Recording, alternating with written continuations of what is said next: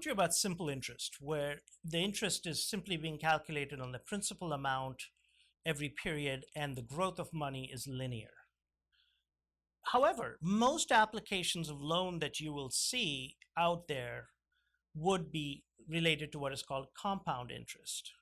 Compounding is different from what you just heard me tell you regarding simple interest, in that in compounding or compound interest calculation, the principal plus the interest generated in the previous period becomes the new principal.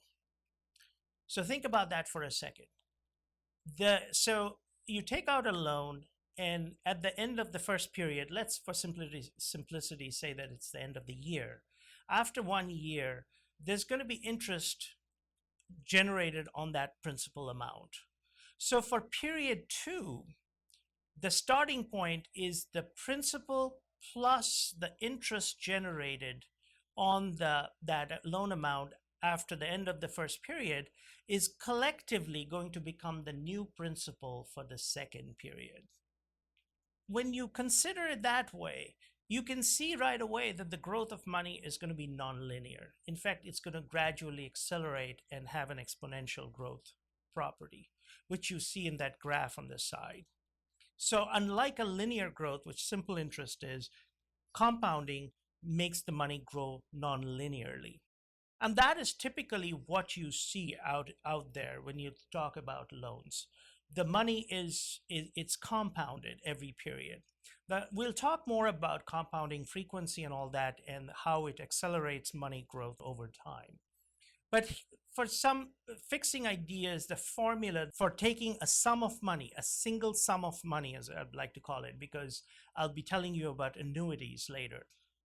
But here, we're talking about a single sum of money and its growth over time. The equations are for if you want to move money from the present to the future. So FV is future value of money, present value is PV, and then I is the interest rate, and N denotes the number of periods you're moving it to.